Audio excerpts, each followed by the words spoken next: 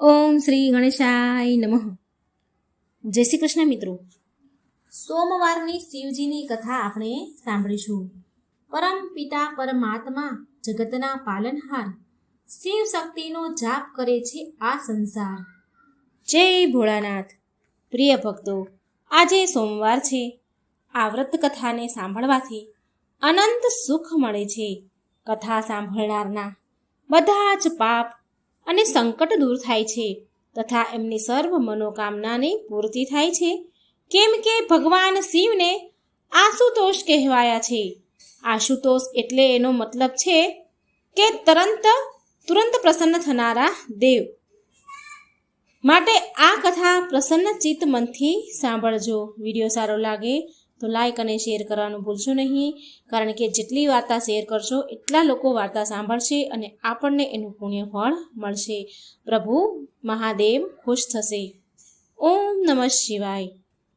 હવે આપણે વાર્તા સાંભળીશું બીલીપત્રનો મહિમા અને ચંડાલિકાના શ્રાપથી મુક્તિની કથા. આ કથા પૂરી સાંભળવાથી ભગવાન અતિ પ્રસન્ન થાય છે અને ભક્તોને મનોવાંછિત ફળનું વરદાન આપે છે. એક મનોહર નામના નગરમાં સોમિની નામની એક પરમ સુંદરી બ્રાહ્મણ કન્યા હતી.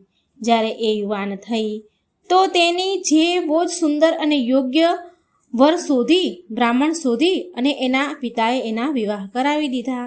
લગ્નના અમુક સમય પછી તેનો પતિ સોમિનીનો પતિ રોગથી પીડિત થઈ ગયો અને કાળના યોગથી તે મૃત્યુને પામ્યો. જેનાથી સોમિની બહુ દુઃખી થઈ અને શોક કરવા લાગી. શોકથી તેનું વિધવાનું જીવન જીવવા લાગી. એ વિધવાની જેમ બહુ દુઃખ ઉઠાવવા લાગી. પરંતુ થોડા સમય વીત્યો તો તે કામથી પીડિત થવા લાગી. એટલે તે વ્યાભિચારણી થઈ ગઈ. તેનું કુળ તથા ખાનદાનમાં જેટલા પણ વ્યક્તિ હતા એ તેને કલંકિત કુલક્ષણી કહેવા લાગ્યા. આવી રીતે સંબોધન કરીને એને બોલાવતા હતા અને તેને લોકલાજના ડરથી તેના ઘરેથી લોકોએ તેને નીકાળી દીધી. તો એક શૂદ્રએ તેની પત્ની બનાવી લીધી. એની જોડે એને લગ્ન કરી દીધા. શૂદ્રએ એને પત્ની બનાવી ઘરે લાવ્યો. હવે એ સોમની માંસ મદિરા પીવા લાગી. કેમ કે એ શૂદ્ર જાતિમાં ગઈ હતી. તે વ્યક્તિ પણ માંસ મદિરાનું સેવન કરતો હતો. એની સાથે રહેવાથી એ બ્રાહ્મણ કન્યા પણ માંસ મદિરાનું સેવન કરવા લાગી. હવે થોડા જ દિવસ બાદ એને તે શૂદ્રથી એને એક કન્યા એને જન્મ આપ્યો. એને ત્યાં શૂદ્રના ઘરે એક કન્યા થઈ. એકવાર તેનો પતિ શૂદ્ર કામકાજથી બહાર ગયો હતો તો સોમનીએ બહુ મદિરા પાન કરવાની એને ઈચ્છા થઈ સોમનીને. એટલે તેણે બહુ મદિરા પાન કર્યું અને નશામાં તેણે એક ગાયના વાછરડાની હત્યા કરી દીધી અને તેને લઈને ઘરે આવી તો સોમનીનું પૂર્વજન્મનું કોઈ સંક્ષિપ્ત કર્મ જાગ્યું. પૂર્વજન્મનું કોઈ સારું કર્મ હશે તે જાગી પડ્યું અને માંસની અભિલાષામાં તેણે ક્ષણ માત્ર માટે જ શિવજીનું ધ્યાન કર્યું અને એ ગાયના વાછરડાને કાપીને તેની ઈચ્છા અનુસાર એણે ભોજન બનાવ્યું અને ખૂબ મજાથી પકાવ્યું અને ખાધું.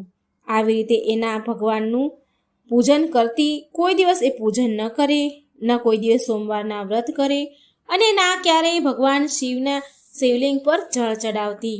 પણ એ તેના પતિની જેમ જ માંસ મદિરાનું સેવન કર્યા કરતી. બ્રાહ્મણ કન્યા હોવા છતાં પણ કોઈ પણ સત્કર્મ કરતી ન હતી. આવી રીતે દિવસ વીતતા ગયા. એ કાળના વશીભૂત થઈ અને તેનું મૃત્યુ થયું. તે મૃત્યુને પ્રાપ્ત થઈ. એના મર્યા બાદ પછી યમરાજના દૂત એને પાશમાં બાંધીને તેની આત્માને યમલોકમાં લઈ ગયા અને યમરાજાએ તેના પૂર્વજન્મના કર્મના લેખાજોખા જોયા, ધર્મ જોયો અને નરકવાસ આપી એમાંથી નિવૃત્ત કરી અને તેને ચંડાલના ઘરમાં જન્મ દીધો. આ બધું જોયા બાદ યમરાજના દૂતોએ કહ્યું, હે યમદેવ, તમે આ દુષ્ટ બ્રાહ્મણ કન્યાને ચંડાલીની યોનિમાં કેમ જન્મ દીધો? આને તો નરકમાં જ પડી રાખવી જોઈએ, મોકલવી જોઈએ.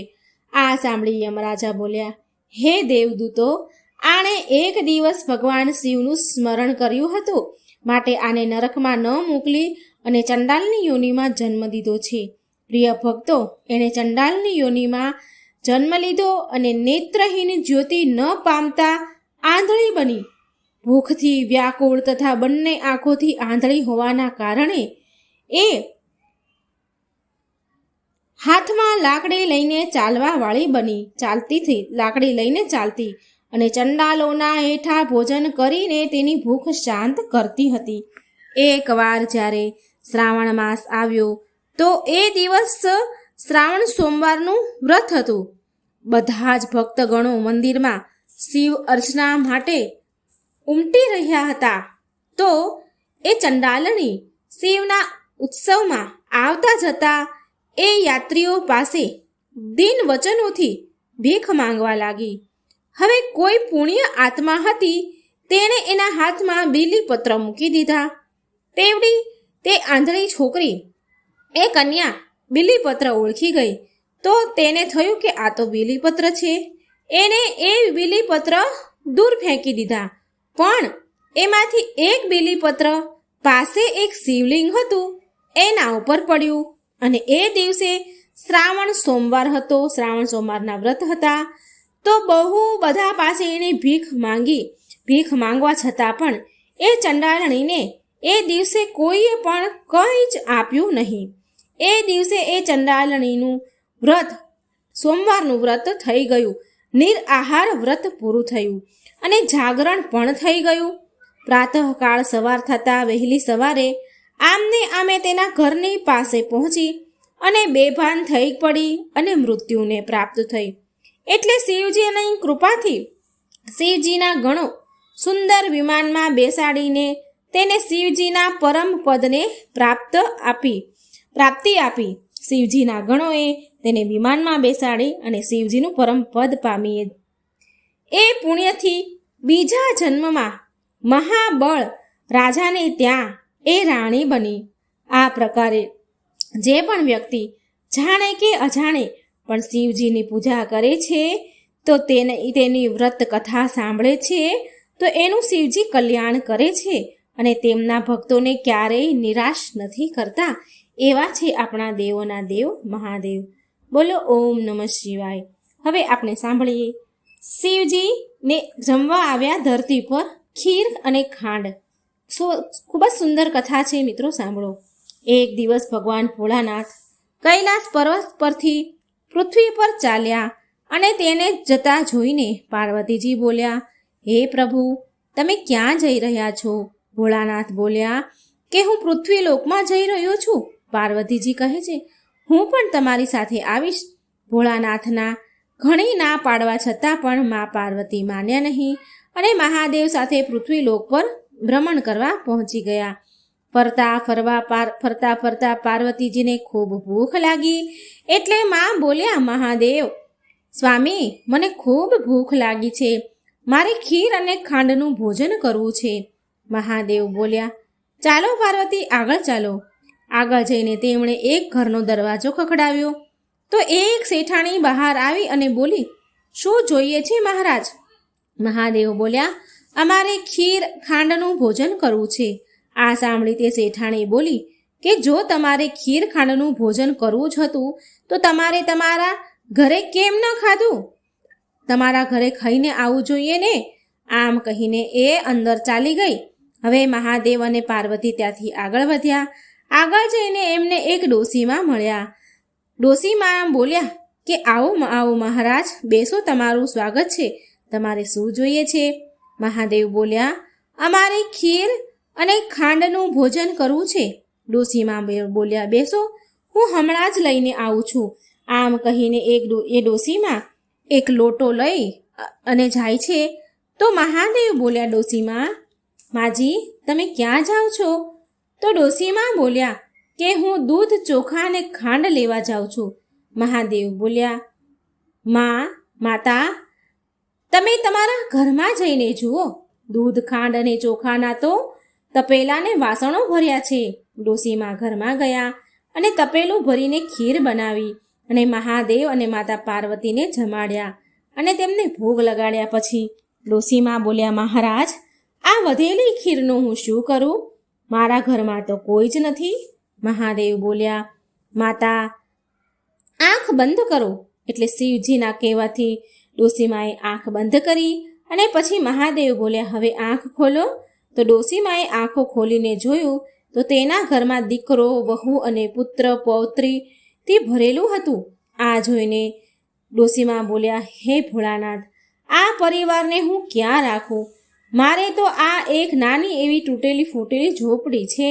મહાદેવ જતા જતા ઝૂંપડીને એક લાત મારે છે અને તે મહેલ બની ગયો. ડોસીમા તો પછી ખીરના વાટકા ભરી ભરીને બધાને પ્રસાદ વહેંચવા લાગ્યા અને ડોસી શેઠાણીના ઘરે પણ ખીર દેવા પહોંચી ગયા. અને શેઠાણી બોલી, તારા ઘરે ખીર ક્યાંથી આવી? તે ડોસીમાં બોલ્યા કે મારા ઘરે મહાદેવ અને મા પાર્વતી આવ્યા હતા, એમની કૃપાથી આ બધું થયું છે.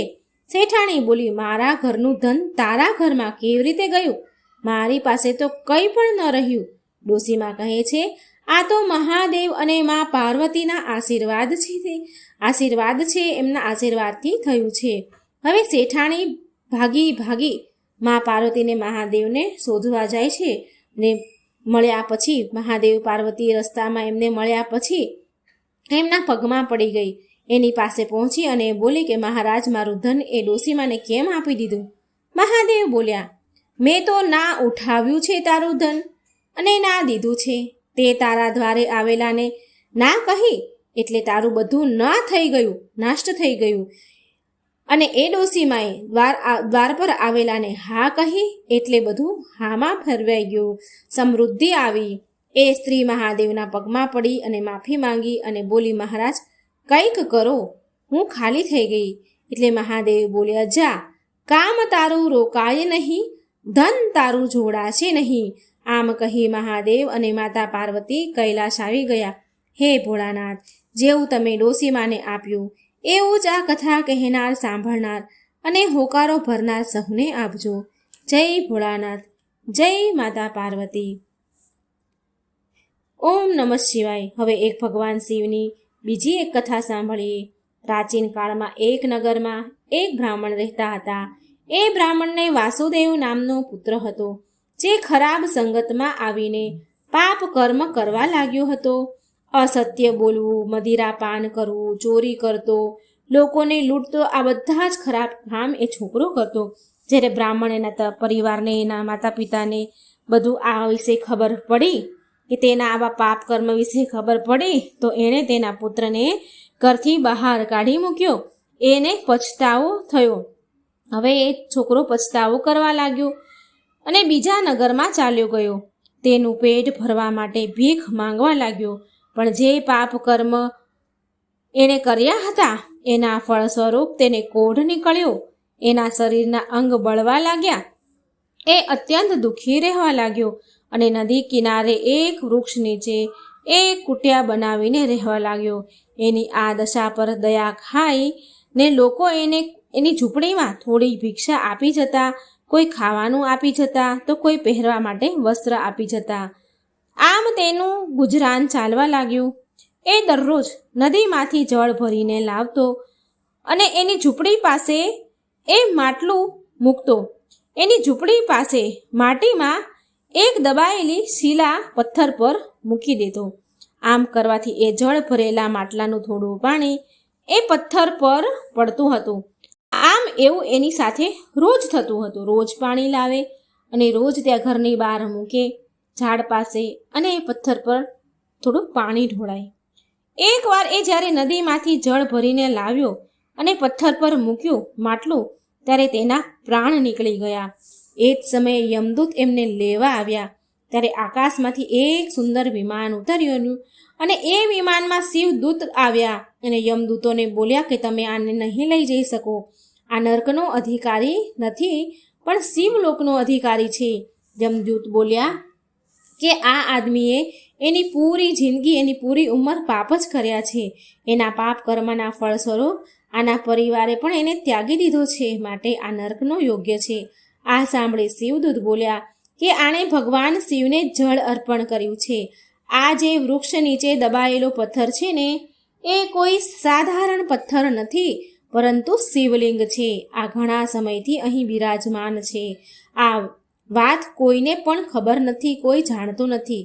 આ બ્રાહ્મણે અજાણતા જ ભલે ને, પણ પૂરો મહિનો મહાદેવને જળ ચડાવ્યું છે, માટે આ યમલોકનો નહીં પણ શિવલોકનો અધિકારી બની ગયો છે. આમ કહીને શિવદૂત અને એને વિમાનમાં બેસાડીને શિવલોક લઈ ગયા. આવી રીતે મિત્રો, જે વ્યક્તિ મહાદેવને જળ અર્પણ કરે છે, ભોળાનાથનો મંત્ર ઓમ નમઃ શિવાયનો જાપ કરે છે, આ કથાને સાંભળે છે અને સંભળાવે છે, એ શિવલોકને પ્રાપ્ત થાય છે. હર હર મહાદેવ. હવે આપણે સાંભળીશું એક કંજૂસ ડોસી અને શંકર ભગવાનની કથા. પ્રિય મિત્રો, આજે હું તમને એક એવી ડોસીમાની વાર્તા કહેવા જઈ રહી છું, જે છે તો શિવ ભક્ત પણ હદથી પાર કંજૂસ છે. બહુ સમય પહેલાંની વાત છે. એક ગામમાં એક વૃદ્ધ ડોસીમાં રહેતા હતા. તે આખો દિવસ મહાદેવના નામની માળા જપ્યા કરતા હતા, શિવજીની પૂજા અર્ચના કર્યા કરતા હતા. પણ તે ડોસીમાં એક કમી હતી, એક બુરાઈ હતી કે તે બહુ જ કંજૂસ હતા. ક્યારેય કોઈને રોટલીનો એક ટુકડો પણ ન આપે. દાન પુણ્ય કરવું તેના સ્વભાવમાં જ ન હતું. કંજૂસ ડોસીમાની પાડોશણ જ્યારે તેને કહે કે માજી, તમારું પરલોક સુધારવા માટે કંઈક દાન પુણ્ય કરો, એટલે ડોસી જવાબમાં કહે પાડોશણને કે હું તો ભોળાનાથની બહુ મોટી ભક્ત છું, મારે દાન પુણ્ય કરવાની શું જરૂરત છે? મારા માટે તો શિવલોકના દરબાર ખુલ્લા છે. પણ અહંકારમાં ચોર એ ડોસીમાં એ જાણતા ન હતા કે કોઈ પણ ધર્મમાં દાનનું બહુ મહત્વ છે. કોઈ પણ ધર્મમાં. અને કોઈ ભૂખ્યા પ્રાણી વ્યક્તિને ભોજન કરાવવું તે સૌથી મોટો પુણ્યનું કામ છે. જ્યારે પાડોશીની વાત સાંભળી, પાડોશીની વાતમાં ડોસીમાએ ધ્યાન ન આપ્યું, તો સ્વયં ભોળાનાથે બીડું ઉઠાવ્યું. સ્વયં ભોળાનાથે આ ડોસીમાને સુધારવાનું બીડું ઉઠાવ્યું. ભોળાનાથે વિચાર્યું કે ગરડા ડોસી મારી ભક્ત છે. જો મેં તેને સાચો રસ્તો ન બતાવ્યો તો મારા ભક્તને મારા પરથી વિશ્વાસ ઉડી જશે.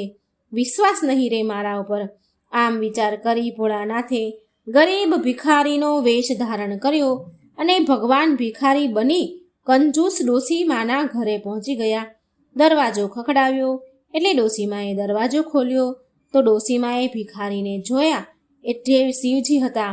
ડોસીમા બોલ્યા, ભાઈ, હમણાં હું વ્યસ્ત છું, ઘરના બધા જ કામકાજ પડ્યા છે, તું પછી આવજે.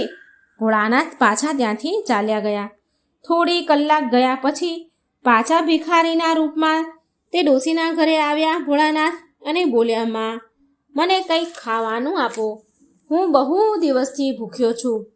તે ડોસીમાં તો કંજૂસ અને ચાલાક પણ હતા, એટલે ફરી બહાનું કાઢીને ભિખારીને પાછો કાઢ્યો. પણ ભોળાનાથે પણ હાર ન માની. ભિખારી સ્વરૂપમાં ભોળાનાથ સ્વયં રાતના સમયે પાછા આવ્યા અને દરવાજો ખખડાવવા લાગ્યા. ડોસીમાં દરવાજો ખોલ્યો તે ભિખારીને જોયો, છતાં પણ ડોસીનું હૃદય પીગળ્યું નહીં અને ડોસી બોલી, બાબા, બધું જ ભોજન સમાપ્ત થઈ ગયું છે, કંઈ જ ખાવાનું નથી, પછી આવજે. ભોળાનાથ નિરાશ થઈને પાછા ચાલ્યા ગયા. પણ ભોળાનાથે તો હજી પણ હાર ન માની. બીજે દિવસે સવારે ફરી તેના ઘરે ભીખ માંગવા ચાલ્યા ગયા અને બોલ્યા કે કંઈક ખાવાનું આપો ને માં, કંઈ વધ્યું ઘટ્યું હોય મને આપી દો, હું બહુ દિવસથી ભૂખ્યો છું, થોડી દયા કરો માં. ફરીથી ભિખારીને દરવાજા પાસે આવેલો જોઈને ડોસીમાં તો બહુ ગુસ્સે થયા અને ભિખારીને જેમ ને તેમ બોલવા લાગ્યા. ડોસીમાં બોલ્યા કે તને શરમ નથી આવતી? કેમ વારે વારે આવી જાય છે? જા અહીંથી, કંઈ નથી. મહાદેવ ત્યાંથી પાછા ચાલ્યા ગયા. આ સાંભળીને થોડા દિવસ પછી ડોસીમાનો જીવનકાળનો સમય પૂરો થવા આવ્યો. યમલોકમાંથી 2 દૂત ડોસીને લેવા આવ્યા. યમદૂતોને જોઈને ડોસીમાની આત્મા બોલી યમદૂતોને કહે છે કે તમે લોકો અહીં કેમ આવ્યો છો? મારે તો શિવલોક જવું છે. હું તો રોજ સવાર સાંજ ભોળાનાથનું સ્મરણ કરું છું, પૂજા પાઠ કરતી હતી. યમદૂત બોલ્યા કે માત્ર શિવજીની પૂજા કરવાથી કંઈ નથી થતું, સાથે સારા કર્મ પણ કરવા પડે છે, પુણ્ય દાન પણ કરવા પડે છે. તમે ક્યાં પુણ્યનું કામ કર્યું છે? યમદૂતોની વાત સાંભળી ડોશીમાં બોલ્યા, ઠીક છે, મને એકવાર મહાદેવના દર્શન કરાવી દો. યમદૂતો બોલ્યા, સારું સારું, ઠીક છે. યમદૂતો ડોશીને લઈને શિવલોક ગયા, કૈલાસ ગયા. મહાદેવને જોઈને ડોશીમાં ભગવાનના પગમાં પડી ગયા અને કરગરવા લાગ્યા કે પ્રભુ, હું તો દિવસ રાત તમારા નામની માળા જપતી હતી, તો પછી મને શિવલોકમાં પ્રવેશનો અધિકાર કેમ ન આપ્યો? મહાદેવ ડોશીમાને સમજાવતા કહે છે કે માજી, તમે મારી ભક્તિ તો કરી છે, પણ એ કાફી નથી, એટલી જરૂર બરાબર નથી. દાન પુણ્ય કરવું એ સૌથી મોટો ધર્મ છે. ખાલી ભક્તિ કરવી કાફી નથી હોતી, દાન પુણ્ય પણ કરવા પડે છે, અને એ જ મોટો ધર્મ છે. અને માજી, તમે તમારા જીવનકાળમાં અન્નનો એક દાણો પણ કોઈને નથી આપ્યો, ક્યારેય કોઈ ભૂખ્યાને ભોજન નથી કરાવ્યા. માજી, હું તમારા દ્વાર પર 4 વાર આવ્યો ભિક્ષા લેવા, પણ તમે મને બધી જ વખત બહાનું બનાવીને પાછો કાઢ્યો. તારી કંજૂસી જ તારા શિવલોકના રસ્તાની બાધા બની. ડોશીમાની આંખોમાંથી તો દડ આંસુની ધારા વહેવા લાગી. ડોશી બોલ્યા, પ્રભુ, મને માફ કરી દો, મારાથી બહુ જ મોટી ભૂલ થઈ ગઈ છે. મારી આંખો પર પડદો પડ્યો હતો. પ્રભુ, મને એક મોકો આપો. મહાદેવને માજી ઉપર દયા આવી ગઈ. મહાદેવ બોલ્યા, ઠીક છે માજી, હું તમને એક અવસર આપું છું. ફરી તમે ધરતી પર જાઓ, ત્યાં જઈને પુણ્યનું કાર્ય કરો. 7 દિવસની અવધિ છે તમારી પાસે. આ 7 દિવસની અવધિનો જેટલો ઉપયોગ કરી શકો એટલો ઉપયોગ તમે કરી લો. ડોશીમાં તો ખુશ થઈ ગયા અને પાછા તેના શરીરમાં ધરતી પર આવી ગયા. એમની આત્મા એમના શરીરમાં આવી ગઈ અને હવે તો ડોશીમાં સુધરી ગયા. તેનું જીવન બદલી ગયું. ડોશીમાં રોજ દાન પુણ્ય કરવા લાગ્યા. હવે કોઈ પણ ભિખારી તેના દરવાજા પર આવે તો હલવા, પૂરી અને જાતના પકવાન બનાવીને તેને પ્રેમથી ખવડાવતી. રોજ સારું જમવાનું બનાવીને રસ્તા પર બેસેલા ભિખારીઓને રોજ જમાડવા એ ડોશીમાં જતા. ગાયોને ઘાસચારો નાખતા, પક્ષીઓને ચણ નાખતા. 1 અઠવાડિયા સુધી ડોશીમાએ ખૂબ પુણ્ય કર્યું, ખૂબ પુણ્ય કમાયા. મરતા પહેલા ડોશીમાએ ઘરની બધી જ વસ્તુ, વાસણ, કપડાં, અનાજ અને ત્યાં સુધી કે સોનાના ઘરેણાં ગરીબોમાં વહેંચી દીધા. હવે ડોશીમાના 7 દિવસ પૂરા થયા. મૃત્યુનો સમય આવતા જ દેહ ત્યાગી દીધો અને શિવલોક ચાલ્યા ગયા. અને આ પ્રકારે કંજૂસ ડોશીમાનું ભોળાનાથે જીવન બદલી નાખ્યું. બોલો હર હર મહાદેવ, ભોળાનાથની જય. શિવજીનો ગુસ્સો. શિવજીને કેમ ક્રોધ આવ્યો આખરે?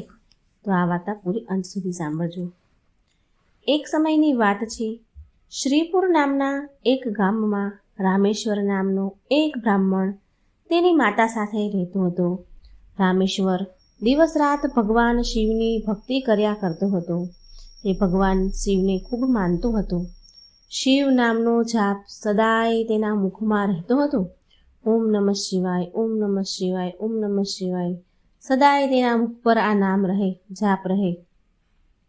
એક દિવસ સવારે રામેશ્વર ભગવાનની પૂજા કરી રહ્યો હતો ત્યારે તેમની માતા તેની પાસે આવીને કહે છે, રામેશ્વર બેટા, આજે પણ તે મને સવારે વહેલી ન ઉઠાડી અને તે જાતે જ ઘરના બધા કામ કરી લીધા છે. ખીરનો પ્રસાદ થાળ પણ શિવજીને ધરાવી દીધો તે?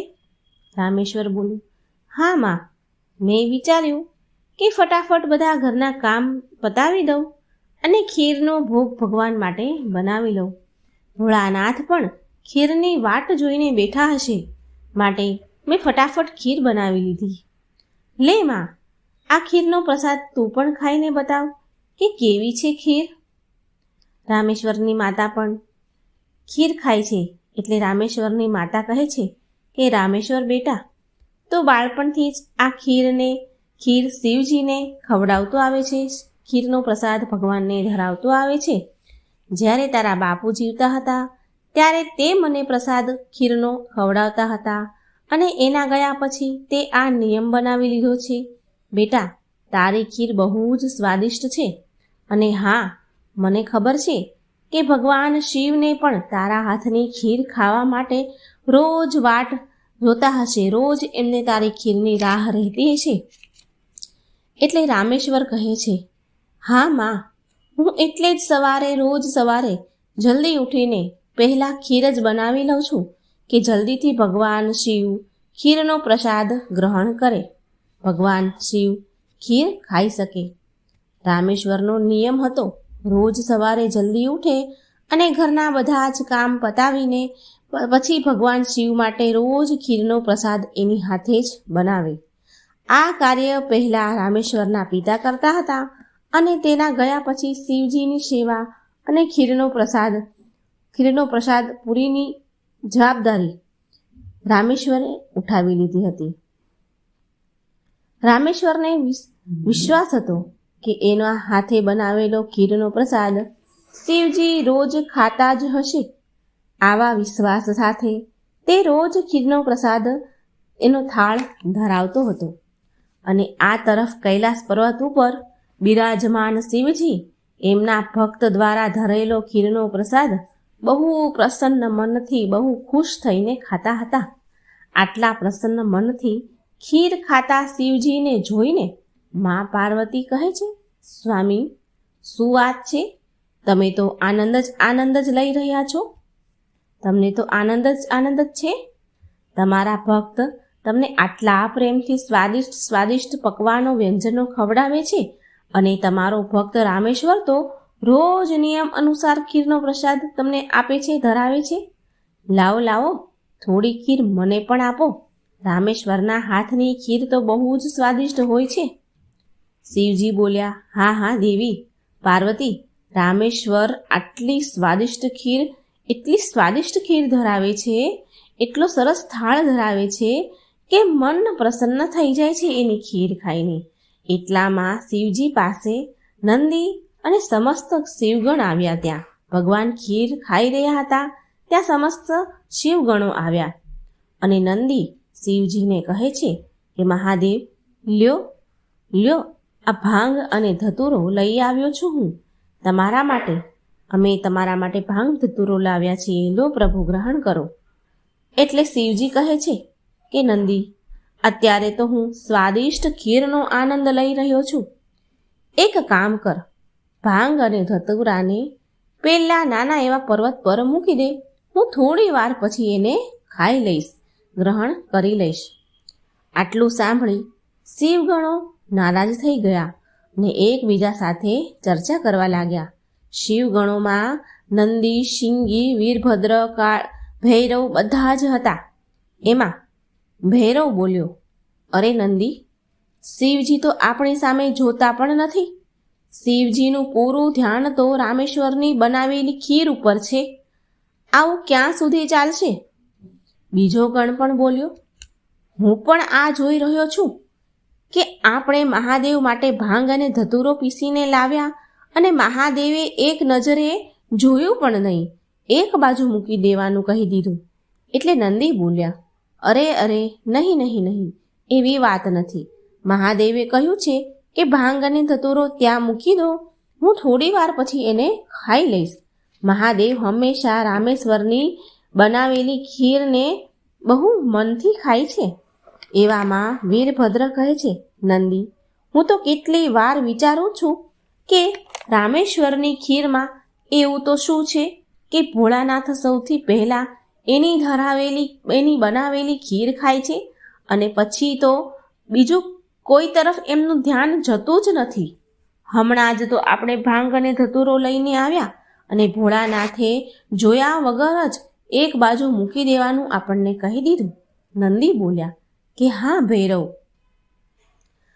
ભૈરવ, તું સાચું કહે છે કે શિવજીની તો ભાંગ ધતુરો એટલો બધો પ્રિય છે, છતાં પણ રામેશ્વરની ખીર સિવાય આ સમયે એમને બીજું કંઈ દેખાતું જ નથી, બીજું કંઈ વહાલું નથી. એટલે વીરભદ્ર બોલ્યા કે તો નંદી, હવે શું કરીએ આપણે કે રામેશ્વર પરથી શિવજીનું ધ્યાન ભટકી જાય ને આપણા ઉપર આવી જાય? નંદીજી બોલ્યા કે એક રસ્તો છે. નંદીએ પછી બધા જ ગણોના કાનમાં એક યોજના કહી અને યોજના કહ્યા બાદ ત્યાર પછી નંદી સહિત બધા જ ગણો પૃથ્વી પર આવ્યા અને બધાએ બ્રાહ્મણનું સ્વરૂપ લીધું, ધારણ કર્યું, અને એ બધા રામેશ્વર પાસે પહોંચી ગયા. એ સમયે રામેશ્વર ખીરનો પ્રસાદ માટે બજારમાંથી સામગ્રી લઈ રહ્યો હતો. બજારમાં જ હતો. બ્રાહ્મણ વેશમાં આવેલા નંદી, ભૈરવ, સિંગી, વીરભદ્ર બધા જ રામેશ્વર પાસે આવ્યા અને કહ્યું કે રામેશ્વર, તું અમને નથી ઓળખતો, પણ અમે તને સારી રીતે ઓળખીએ છીએ. તું ભગવાન શિવનો ભક્ત છો અને રોજ તેને ખીરનો પ્રસાદ શિવજીને ધરાવે છે તું. રામેશ્વર બોલ્યો, હા બ્રાહ્મણદેવ, તમે તો બધું જ જાણો છો. બીજો ગણ બોલ્યો કે હા રામેશ્વર, અમે તારા વિશે બધું જ જાણીએ છીએ, માટે જ અમે તારી પાસે આવ્યા છીએ. અમને ખબર છે કે તું મહાદેવનો પરમ ભક્ત છે, પણ શું તને એ ખબર છે કે મહાદેવ હવે રોજ ખીર ખાઈને અબખે આવી ગયા છે? હવે ખીર એમને નથી પસંદ. રોજ ખીર ખાઈને હવે થાકી ગયા છે.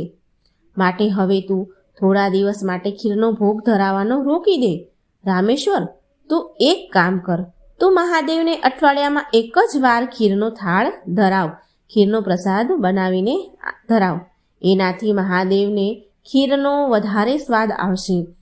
હવે મહાદેવને તો કેટલા બધા ભક્ત પૂજે છે, મહાદેવને એટલા બધા ભક્ત થાળ ધરાવે છે, ભોગ ધરાવે છે. એમના દ્વારા ધરાવેલા ભોગને ખાઈને એમને પેટ બહુ ભરાઈ જાય છે. જો તું અઠવાડિયામાં એકવાર ખીરનો ભોગ લગાવીશ તો શિવજીને તારી ખીરની રાહ રહેશે. એ તારી ખીરની વાટ જોશે અને વધારે આનંદથી ખીરનો પ્રસાદ ગ્રહણ કરશે. શું રામેશ્વર, મેં સાચું કીધું ને? એટલે રામેશ્વર બોલ્યું, હા, આ વાત તો તમે બરાબર કહી બ્રાહ્મણદેવ. આ વિષય પર તો મેં ક્યારેય વિચાર જ ન કર્યો.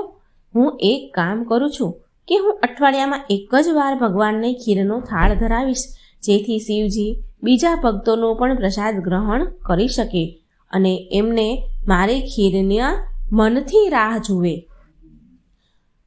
ભોળો પરમેશ્વર શિવગણોની વાતોમાં આવી ગયો. શિવગણ ખુશ થઈને કૈલાસ પર પાછા આવી ગયા. હવે રોજ શિવજી રામેશ્વરની ખીરની રાહ જોઈને બેઠા હતા.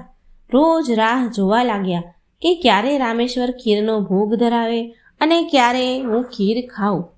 પણ કેટલા દિવસ સુધી રામેશ્વર તો ખીરનો ભોગ બનાવ્યો જ નહીં. તો શિવજીને ખીર ખાવા ક્યાંથી મળે? હવે અઠવાડિયામાં એક દિવસ જ રામેશ્વર ખીરનો ભોગ લગાવે છે શિવજીને, અને પછી શિવજીએ એ દિવસે ખીર ખાધી અને પછી પાછા થોડા દિવસ ફરી ગયા. શિવજીને ખીર ન મળી તો ભગવાન શિવ વિચારવા લાગ્યા કે રામેશ્વર તો મને રોજ ખીર ધરાવતો હતો અને હવે અઠવાડિયામાં એક જ વાર કેમ ધરાવે છે? શિવજીએ એમની આંખો બંધ કરી અને બધી જ હકીકત એમને જાણી લીધી. તેમને બધી ખબર પડી ગઈ. શિવગણોની જે કરતૂત હતી એ એમને ખબર પડી ગઈ અને આંખ ખોલી અને ભગવાન તો બહુ ગુસ્સે થયા. શિવજી તો એની આંખો તો લાલ પીળી થવા લાગી. ભગવાન શિવજીની આંખો લાલ ચોળ થઈ અને શિવગણો પર બહુ એમને ગુસ્સો આવ્યો. શિવજીને આટલા ગુસ્સામાં જોઈને બધા જ શિવગણો શિવજીને હાથ જોડીને માફી માંગવા લાગ્યા. શિવજી બોલ્યા, નંદી, શિંગી, વીરભદ્ર, ભૈરવ, તમે બધા ગણો શું જાણો છો કે તમે શું કર્યું છે? મારા ભક્ત રામેશ્વર દ્વારા અર્પણ કરેલી ખીર મને કેટલી પ્રિય છે અને તમે બધાએ શું કર્યું? અને તમે રોજ એને ખીરનો ભોગ ધરાવવા માટે ના કહી દીધી. એટલે ગણોએ માફી માંગી કે હે મહાદેવ, અમને માફ કરી દો, અમારાથી ભૂલ થઈ ગઈ છે.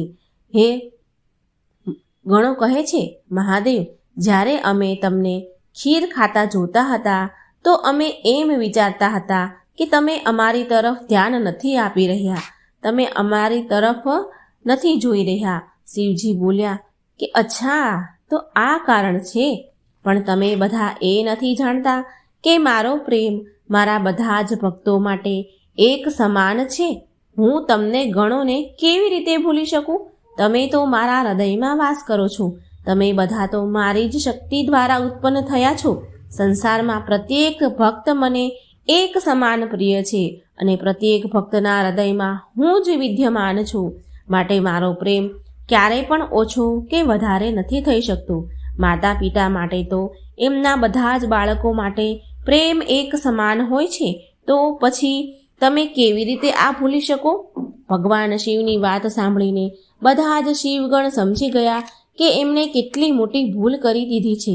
સાચે જ ભગવાન શિવ માટે એમના ભક્તોનો પ્રેમ એક સમાન હોય છે.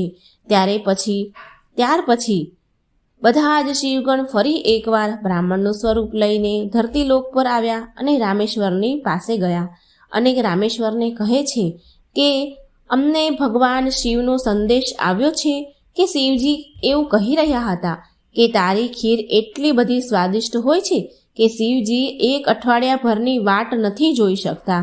એ તારી ખીર ખાધા વગર નથી રહી શકતા. અઠવાડિયામાં એકવાર ખીરના ભોગથી તેમનું મન નથી ભરાતું. માટે શિવજીની આજ્ઞા છે કે તું રોજ ખીરનો ભોગ બનાવજે અને શિવજીને અર્પણ કરજે.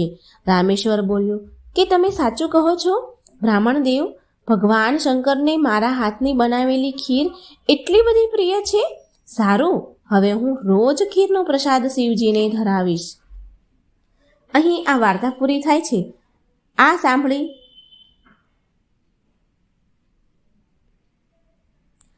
સાંભળીને રામેશ્વર બહુ ખુશ થયા. હવે રોજ ફરી રામેશ્વર ખીર બનાવીને ભગવાન શિવને થાળ ધરાવે છે. હવે તો સમસ્ત શિવગણ પણ રામેશ્વરની ધરેલી ખીરનો પ્રસાદ બહુ આનંદથી ખૂબ પેટ ભરીને ખાય છે. ભગવાન શિવ અને મા પાર્વતી ગણોને આવી રીતે ખીર ખાતા જોઈને મંદ મંદ હસવા લાગ્યા. ભગવાન શિવે એમના પરમ ભક્ત રામેશ્વરને બધી જ સુખ સુવિધા પૂર્ણ કરી દીધી. બધી રીતે એને સુખ સંપત્તિ શાંતિ આપી અને તેના જીવનમાં ક્યારેય કોઈ કઠણાઈ મુશ્કેલીઓ ન આવી. રામેશ્વરના લગ્ન બહુ જ સુશીલ અને સુંદર કન્યા સાથે થયા અને થોડા વર્ષ પછી એના ઘરે 2 બાળકોનો જન્મ થયો. રામેશ્વર તેના પરિવાર સાથે સંપૂર્ણ જીવન ખુશી ખુશી જીવ્યો અને રામેશ્વરને અંતમાં મોક્ષ પ્રાપ્ત થયો. તો મિત્રો, અહીં વાર્તા પૂરી થાય છે અને આ વાર્તામાંથી એવું જાણવા મળે છે કે ભાવથી કરેલી ભક્તિ ભગવાન પાસે પહોંચી જ જાય છે. જે પણ મનથી આપણે આપણી શક્તિ પ્રમાણે જે પણ આપણે પ્રભુને અર્પણ કરીએ છીએ તો એ ભગવાન જરૂર સ્વીકારે છે. મિત્રો, જો મારી વાર્તા સારી લાગે તો લાઈક અને શેર કરજો. મારી ચેનલને સબસ્ક્રાઈબ જરૂર કરજો. આ વાર્તા એક વાંઝણી સ્ત્રીની છે, નિસંતાન સ્ત્રી છે. મિત્રો, આ કહાની ખૂબ જ રસપ્રદ છે. તમે ધ્યાનથી અને પૂરી સાંભળજો. ઘણા સમય પહેલાની વાત છે. એક ગામમાં 2 ભાઈ રહેતા હતા. બંને ભાઈ ધંધો કરતા હતા અને સુખી હતા. એક ભાઈને સંતાન હતું નહીં અને એક ભાઈને સંતાન સુખ હતું. મોટા ભાઈને સંતાન હતા અને નાના ભાઈને સંતાન ન હતા. આ બંને ભાઈની પત્નીઓ ખૂબ જ સુંદર હતી, પણ બેવના સ્વભાવ અલગ અલગ હતા. જે નાના ભાઈની વહુ હતી તે બહુ સંસ્કારી હતી.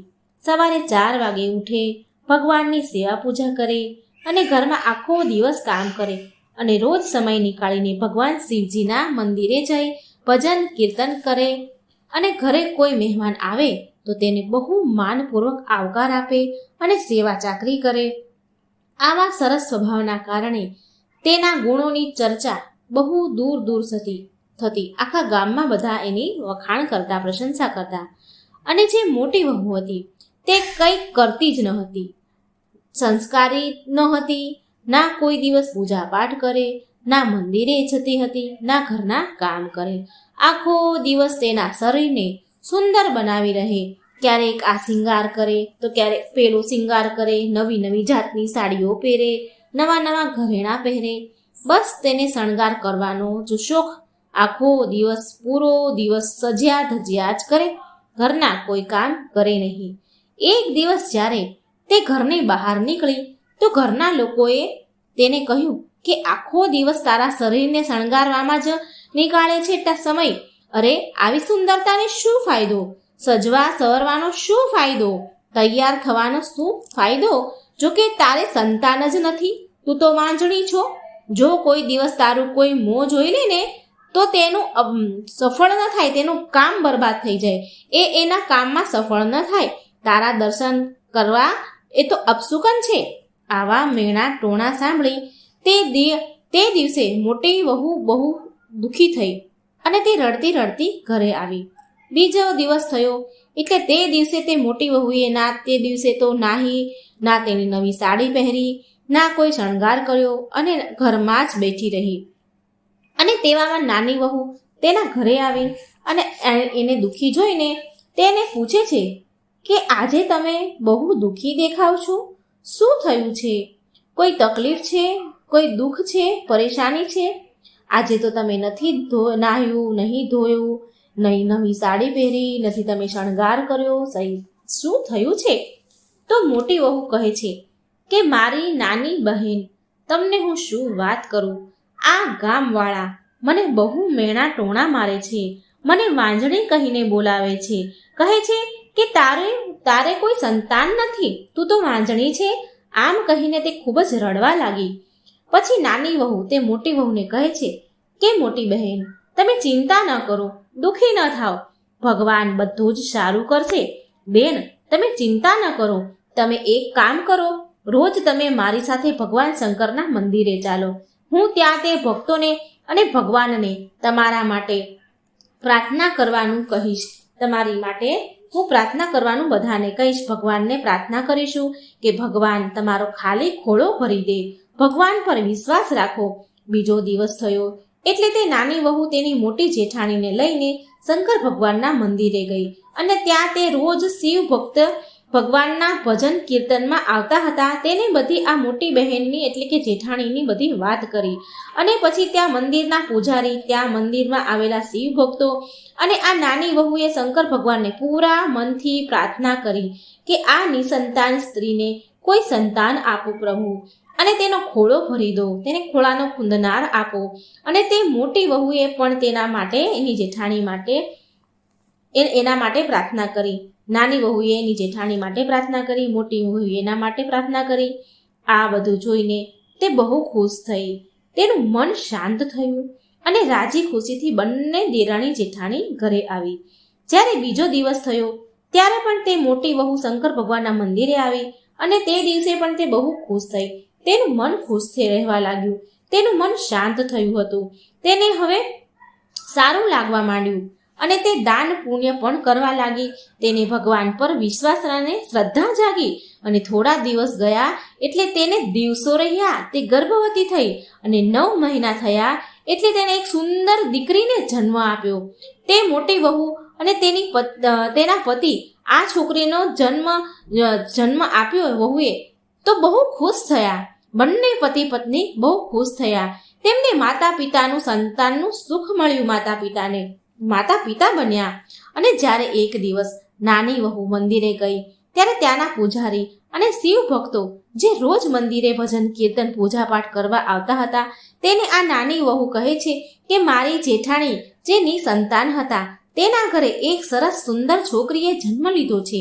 અને આ સાંભળી બધા બહુ ખુશ થયા, રાજી થઈ ગયા. અને પછી તે શિવ ભક્ત હતા તે નાની વહુને કહે છે કે શિવ ભગવાનની કૃપાથી તેને માં બનવાનું સુખ મળ્યું છે, તેનું વાંજ્યા મેણું ટળ્યું છે, તો તમે તમારા ઘરે શિવજીનો પૂજા પાઠ કરાવો અને તમારી દીકરીને વાળ ઉતારજો ત્યારે. અને નાની વહુ પછી કહે છે કે હું આ વાત વિશે ઘરે વાત કરીશ, મારી જેઠને વાત કરીશ કે ઘરે શિવ પૂજા રખાવે. અને નાની વહુ ઘરે આવી અને તેની જેઠાણીને બધી વાત કહી તો તેના પરિવાર અને તેની જેઠાણીએ આ વાત માની ગયા. કહ્યું કે સારું, આપણે શિવ પૂજા આપણા ઘરે જરૂર કરાવીશું અને છોકરીના વાળ પણ આપણે અહીં ઉતારીશું. હવે તે છોકરી ધીરે ધીરે મોટી થાય છે અને ત્યારે તે મોટી વહુ તેના પતિને કહે છે કે હવે આપણી છોકરી મોટી થઈ ગઈ છે, હવે આપણે આપણા ઘરે શિવજીના પૂજા પાઠ કરી દેવા જોઈએ અને આપણે છોકરીના વાળ ઉતારવાનું જે બાકી છે તે પણ શિવ પૂજામાં કરી દઈશું. તેનો પતિ કહે છે સારું, આપણે કાલે સવારે મંદિરે જઈશું અને બ્રાહ્મણને પૂછીને શિવ પૂજાનું આયોજન કરી લઈશું. અને બીજે દિવસે સવારે તેનો પતિ પંડિતજીના મંદિરે જાય છે. હવે તેની છોકરી ચાલતી થઈ ગઈ, નાની હતી, અણસમજુ હતી, ચાલતા શીખી ગઈ હતી પણ બોલતી ન હતી. તો તે એના પિતા પાછળ ચાલી પડે છે અને આ વાતની કોઈને ખબર નથી. તે છોકરી તેના પિતા સવારે નીકળ્યા મંદિરે જવા એટલે તેની પાછળ આ છોકરી પણ નીકળી ગઈ અને આ વાતની જાણ તેના પિતાને ન હતી કે પાછળ મારી છોકરી ચાલી આવે છે, અને ના તો તેની માતાને ખબર હતી કે તેની છોકરી તેના પિતાની પાછળ નીકળી ગઈ છે. અને મોટી વહુનો પતિ બ્રાહ્મણના ઘરે પહોંચે છે અને તે બ્રાહ્મણની પત્નીને કહે છે કે મહારાજ ઘરે છે? તો બ્રાહ્મણની પત્ની કહે છે કે ના, તે તો ઘરે નથી, તે બીજી જગ્યાએ પૂજા પાઠ કરવા માટે ગયા છે. એટલે આ મોટી વહુનો વર તે બ્રાહ્મણીને કહે છે કે મને જ્યાં મહારાજ ગયા છે ત્યાંનું સરનામું આપો, હું ત્યાં ચાલ્યો છું, ત્યાં જ હું મહારાજને મળી લઉં. પછી બ્રાહ્મણીએ મહારાજ ગયા હતા ત્યાંનું સરનામું આપ્યું અને તે મોટી વહુનો પતિ તે સરનામે જવા નીકળી ગયો. અને આ બાજુ તે નાની છોકરી એના પિતાની પાછળ આ બ્રાહ્મણના ઘરે પહોંચી ગઈ. તે છોકરીને તેની માએ શોધી પણ એને મળી નહીં. એ છોકરીની માએ સોનાની વસ્તુઓ પહેરાવી હતી છોકરીને, સોનાની કડલી હાથમાં, સોનાની પાયલ, ગળામાં નાનું સોનાનું પેન્ડલ, આ બધું જ એની માએ પહેરાવ્યું હતું. તે મોટી વહુને બહુ વર્ષ પછી ભગવાનને દીકરી આપી હતી. એટલે એ છોકરીને ખૂબ લાડથી ઉછેરે છે. તેને પોતે જ એટલો સજવા સરવાનો શોખ હતો માટે એ એની દીકરીને પણ બહુ ઢીંગલીની જેમ તૈયાર કરે છે અને બધું સોનાનું પહેરાવ્યું હતું. આટલું બધું સોનાની વસ્તુ પહેરેલી જોઈ તે બ્રાહ્મણની પત્નીને મનમાં લાલચ જાગી ઉઠી. તે બ્રાહ્મણની પત્ની તે છોકરીને ઘરમાં બોલાવે છે અને તે છોકરીએ જે સોના ચાંદીના વસ્તુના જે દાગીના પહેર્યા હતા તે બધા જ એ ડોસી નીકાળી લે છે. છોકરી બૂમો પાડે છે, રડવા લાગે છે, ચીસો પાડવા લાગી.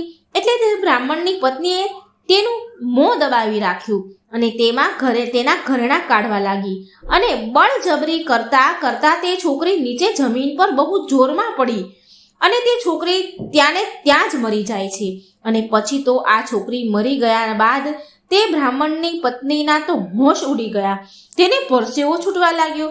એ વિચારવા લાગી કે અરે આ શું થઈ ગયું, આ તો મરી ગઈ, હવે શું થશે? એ તો ગભરાવા લાગી. થોડી વાર થયું ત્યાં તો બ્રાહ્મણ ઘરે આવ્યા. તે બ્રાહ્મણે આ છોકરીને જમીન પર પડેલી જોઈ એટલે તે બ્રાહ્મણે તેની પત્નીને પૂછ્યું કે અરે આ છોકરીને શું થયું, તે આમ જમીન પર કેમ પડી છે? તેની પત્ની બ્રાહ્મણને બધી વાત કરે છે. હું આ છોકરીના ઘરેણા ઉતારતી હતી અને ઝપટીમાં તે જમીન ઉપર પડી ગઈ અને મરી ગઈ. બ્રાહ્મણના તો હોશ ઉડી ગયા.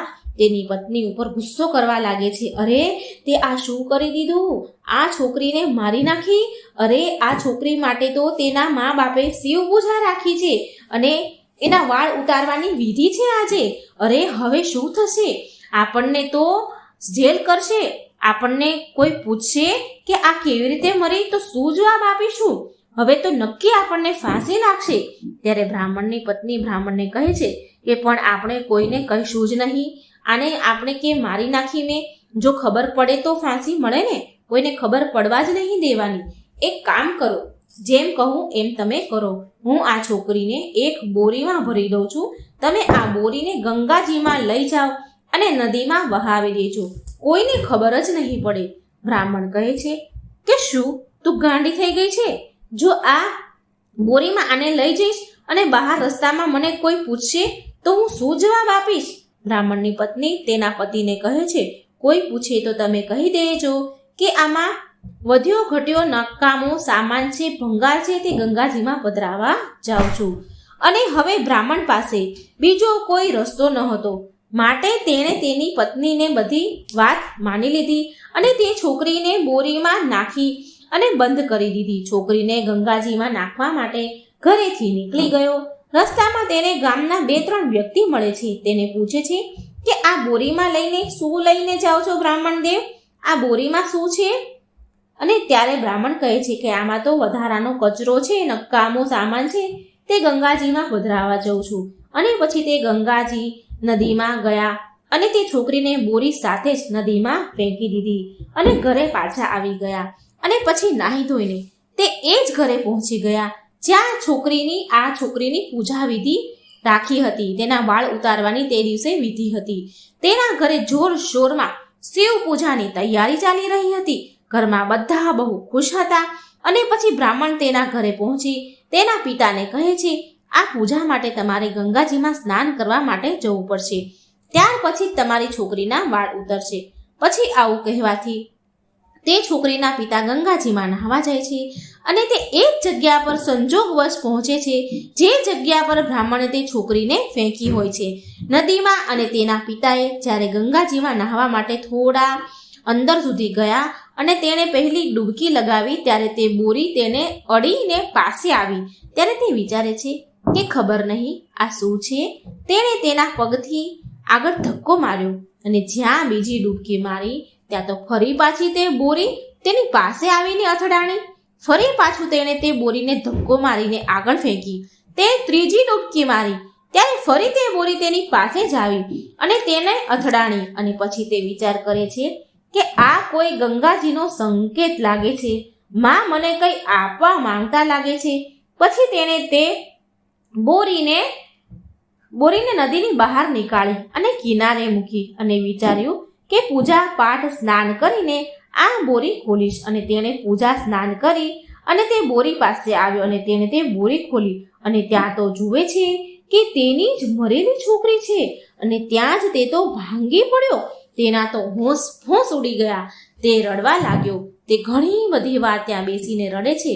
અને પછી તેણે તેની છોકરીની લાશને એક કપડામાં વીંટીને તેના ઘરે લઈ આવ્યા અને ઘરના પાછળના દરવાજેથી આવ્યા. કોઈની નજર ન પડે તેમ તે એકદમ આવ્યો અને ખાટલા ઉપર લાશને સુડાવીને તેવામાં તેની બહેન ત્યાં આવી અને તેના ભાઈને રડતા જુએ છે અને પૂછે છે કે ભાઈ આ શું થયું અને તમે કેમ રડી રહ્યા છો. અને તેના ભાઈ પાસે બેસીને બધી વાત કહે છે. એના ભાઈએ એને બધી વાત કહે છે. બેન ખબર નહીં કે આ મારી છોકરીને કોણે મારી નાખી.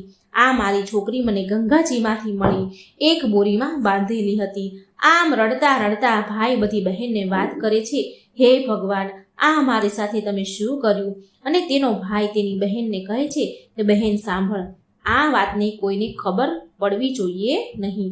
તું રડતી નહીં, કારણ કે જે આપણે આ શિવ પૂજા ચાલુ કરી છે તે પૂરી નહીં થાય. અને જે આપણે શિવ ભક્તો માટે, બ્રાહ્મણો માટે આ બહુ મોટો જે જમણવાર કર્યો છે તે પણ કોઈ ખાશે નહીં. તું વાત કોઈને કરતી નહીં. આ બધું પતી જશે ને એટલે આપણે કહી દઈશું. તેની બહેન તેની વાત માની ગઈ. અને પછી તો છોકરીના પિતાએ તેની લાશ ઉપર બહુ બધા કપડાં નાખી દીધા અને લાશને ઢાંકી દીધી. અને તે બહાર ગયો તૈયાર થઈને. શિવ પૂજા ચાલતી હતી ત્યાં બેસી ગયો. ફરી થોડી વાર થઈ એટલે તે રૂમનું તાળું ખોલ્યું અને તેની લાશ પાસે આવીને બેસી ગયો અને રડવા લાગ્યો. અને આ બાજુ બ્રાહ્મણ તેની માને કહ્યું કે તમારી છોકરીને બોલાવો અને પૂજામાં બેસાડો. પછી તે છોકરી તેની નણંદને કહે છે કે જાઓ તમે જઈને આપણી દીકરીને લઈ આવો. હવે આ વહુની નણંદ દોડતી તેના ભાઈ પાસે આવી અને તેના ભાઈને કહે છે કે ભાઈ પ્રિયાને પૂજામાં બેસવા માટે બોલાવે છે. અરે હવે શું કરીશું ભાઈ. ત્યારે તે છોકરીના પિતા તેની બહેનને કહે છે કે તારી ભાભીને કહી દે કે પ્રિયા હજી સૂતી છે, તે ઉઠશે એટલે તેને લઈ આવીશ. તે વહુની નણંદ તેને ભાઈ પાસે આવે છે અને તેને કહે છે કે તેની ભાભી પાસે આવી. તે નણંદ એની ભાભી પાસે આવી અને કહે છે કે પ્રિયા હજી સૂતી છે ભાભી, તે જાગશે એટલે હું એને લઈ આવીશ. તો મોટી વહુ માની ગઈ અને પછી ધીરે ધીરે શિવ પૂજા પૂરી થઈ. પછી બ્રાહ્મણ ફરીથી વહુને કહે છે કે હવે તો શિવ પૂજા પણ પતી ગઈ છે, તો હવે વાળ ઉતારવાની વિધિ શરૂ થશે. વિધિ શરૂ કરવાની છે. તમે તમારી દીકરીને બોલાવો, પ્રિયાને બોલાવો. અને ફરી પાછી તે વહુ તેની નણંદને તે છોકરીને માટે કપડાં પહેરાવવા માટે, ઘરેણાં પહેરાવવા માટે આપે છે અને કહે છે કે તમે તેને સરસ તૈયાર કરીને લઈ આવો. આ બધા ઘરેણાં, આ બધા કપડાં, આ બધું પહેરાવીને લાવો. વાળ ઉતારવાની વિધિ કરવાની છે ચાલુ. અને હવે તેની નણંદ તેના ભાઈ પાસે પાછી આવી અને કહે છે કે ભાભીએ તો કહ્યું છે કે હવે વાળ ઉતારવાનો સમય થઈ ગયો છે, તમે પ્રિયાને તૈયાર કરીને લઈ આવો. હવે ભાઈ બહેન બહુ રડે છે, શું કરે. અને આ મરેલી છોકરીને કપડાં અને ઘરેણાં પહેરાવીને તૈયાર કરે છે. મિત્રો, કેવી છે ભગવાનની લીલા. આ બાજુ ઘરમાં ખુશીઓ મનાવાય છે બધા જ ખુશીઓ મનાવે છે અને આ બાજુ બંધ રૂમમાં લાશ પડી છે. છોકરી અને ભાઈ બહેન બહુ રડી રહ્યા છે. ભાઈ બહેન છોકરી માટે રડી રહ્યા છે. આ બધું દ્રશ્ય કૈલાસ પર્વત પર બેઠેલા શંકર ભગવાન અને માતા પાર્વતી જોઈ રહ્યા છે. પાર્વતીજી જોઈ રહ્યા છે કે ભગવાન આ કેવી પરીક્ષા છે કે આ બાજુ આ છોકરીના ઘરમાં ખુશીઓ મનાવાય છે અને આ તરફ બંધ રૂમમાં મરેલી છોકરી અને ભાઈ બહેન એને જોઈને રડી રહ્યા છે. એ મરેલી છોકરીને સજાવી રહ્યા છે અને ખૂબ રડી રહ્યા છે. માં પાર્વતીને આ જોઈને બહુ દયા આવી અને શંકર ભગવાનને કહે છે કે હે પ્રભુ, હવે આનાથી વધારે તમે તમારા ભક્તની પરીક્ષા કેમ લેશો? જો તેની માને ખબર પડશે તો ન જાણે શું થશે. આ બધી ખુશી ભયાનક દુઃખમાં બદલી જશે. હે ભોળાનાથ, તમે આ છોકરીને જીવન દાન આપો. અને ભોળાનાથ પાર્વતીજીની વાત માની ગયા અને કહે છે કે હું જાઉં છું અને તે છોકરીને જીવનદાન આપું છું. અને શંકર ભગવાન સાધુનો વેશ ધારણ કરી તેના ઘરે આવ્યા. ઘરે આવીને સાધુએ તે છોકરીના પિતાને બોલાવ્યા અને કહે છે કે આ તમારા ઘરે શેની ખુશીઓ મનાવાય છે? અને તે પિતાએ કહ્યું કે અમારા ઘરે શિવ પૂજા છે અને મારા ઘરે મારા છોકરીની વાળ ઉતારવાની વિધિ પણ છે, માટે આ ખુશીઓ મનાવવામાં આવે છે. આ પ્રસંગ કર્યો છે. સાધુ મહારાજ બોલ્યા, સારું બેટા, તારા ઘરે શિવ પૂજા છે, તમારા ઘરે શિવ ભક્તોનું જમણવાર છે. ચાલો, બહુ બધું સારું કામ છે, પણ તારા ચહેરા પર આટલું દુઃખ કેમ છે? કેમ મને દેખાય છે? મને તારી આંખોમાં આંસુ દેખાય છે. અને ત્યારે તે મરેલી છોકરીના પિતા તે સાધુના ચરણોમાં પડી ગયા અને જોરથી રડવા લાગ્યા અને બધી પછી વાત કરી. કહે છે કે મહારાજ, મારી છોકરી મરી ગઈ છે. એ વાત હું અને મારી બહેન બે જ જાણીએ છીએ. હજી સુધી કોઈને ખબર નથી. હું આ વાતને ઘણી વારથી દબાવી રહ્યો છું, છુપાવી રહ્યો છું. એ એટલા માટે કે મારા ઘરમાં શિવ પૂજા થઈ રહી છે. જો હું આ વાત બધાને કહી દઉં તો શિવ પૂજા અધૂરી રહી જાય અને આ શિવ ભક્તો બ્રાહ્મણો જમ્યા વગર જ મારા ઘરેથી ચાલ્યા જાય. હું તો ખુલીને રડી પણ નથી શકતો મહારાજ. આ કેવી પરીક્ષા છે ભગવાનની? મારે કંઈ સમજાતી નથી, મને કંઈ સમજમાં નથી આવતું. ત્યારે સાધુ કહે છે કે જા, તું તારી મરેલી છોકરીને લઈ આવ. પછી તે બધાને નજરોથી છુપાઈને તે મરેલી છોકરીને સાધુ પાસે લઈને આવ્યા. સાથે તેની બહેન પણ આવી અને પછી સાધુજીએ તેના કમંડળમાંથી પાણી હાથમાં લીધું, જળ અંજલિ લીધી અને તે છોકરી ઉપર છાંટ્યું. ત્યાં તો તે છોકરી જીવતી થઈ ગઈ અને ઉઠીને ઊભી થઈ. આ બધું તેના પિતાએ જોયું તો તે ગાંડા થઈ ગયા. ખુશીને મારે એનું કંઈ ઠેકાણું ન રહ્યું. અને પછી તેણે તેની બહેનને કહ્યું કે જા, તારી ભાભીને બોલાવીને લાવ. અને પછી છોકરીની માં આવી અને તેના પતિએ તેના વિસ્તારપૂર્વક બધી વાત કહી અને કહ્યું કે એક સાધુ આવ્યા હતા, તેણે આપણી છોકરીને જીવન દાન આપ્યું છે. અને પછી તે સાધુ પાછું વળીને જુએ, તે સાધુને એ તો પછી ત્યાંથી ચાલ્યા જાય છે, પણ સાધુને જે પાછું વળીને જુએ છે ત્યાં તો એ ગાયબ થઈ ગયા હતા. આમ શંકર ભગવાન છોકરીને જીવનદાન આપે છે અને પછી બંને ભગવાનનો ખૂબ જ આભાર માને છે અને ખૂબ ખુશ થાય છે. તે પછી જે વાળ ઉતારવાની જે વિધિ હતી તે છોકરીની તે એ બધું કરે છે, બ્રાહ્મણ પાસે લઈ જાય છે. જ્યારે તે જીવતી છોકરી જોવે છે બ્રાહ્મણ, ત્યારે તેના તો હોશ ઉડી ગયા અને બોલી ગયા, અરે, આ છોકરી તો મરી ગઈ હતી, તો જીવતી કેવી રીતે થઈ? અને પછી બ્રાહ્મણે બધી વાત કરી કે મારી પત્નીએ આ અનર્થ કર્યું હતું, મારી પત્નીએ આ બધું કર્યું હતું અને હું મોતથી બચવા માટે આ છોકરીને બોરીમાં નાખીને ગંગાજીમાં ફેંકી આવ્યો હતો અને તમને આ છોકરી મળી ગઈ. ભગવાન ભોળાનાથની મોટી કૃપા થઈ અને આ છોકરીને જીવનદાન આપ્યું. અને બ્રાહ્મણ એના માતા પિતાની ખુશીઓને કોઈ ઠેકાણું નથી રહેતું. બ્રાહ્મણ પણ બહુ ખુશ થાય છે, કારણ કે એના માથા ઉપરથી એક હત્યાનો કલંક જતો રહ્યો. એની ખુશીઓનું તો કોઈ ઠેકાણું નથી રહેતું. અને પછી તે છોકરીની વાળ ઉતારવાની વિધિ થઈ. બધા સાધુ બ્રાહ્મણ જમ્યા અને બધા પોતપોતાના ઘરે ગયા. ભગવાન શિવની લીલા મહાન છે. આવી રીતે તે વાંજણી સ્ત્રીનો ખોળો ભગવાન ભોળાનાથે ભર્યો અને તે છોકરી મરી ગઈ હતી તો ભગવાને તેને જીવનદાન આપ્યું. બોલો હર હર મહાદેવ. મિત્રો, કેવી સરસ ભગવાન શિવજીની લીલા છે. આ વાર્તા મિત્રો જો તમને પસંદ આવે તો વિડીયોને શેર કરજો અને લાઈક કરજો. આ ચેનલને સબસ્ક્રાઈબ જરૂર કરજો. કોમેન્ટ બોક્સમાં કૃપા કરી ભગવાનનું નામ પણ જરૂર લખજો. જય શ્રી કૃષ્ણ. રાધે રાધે. Thank you.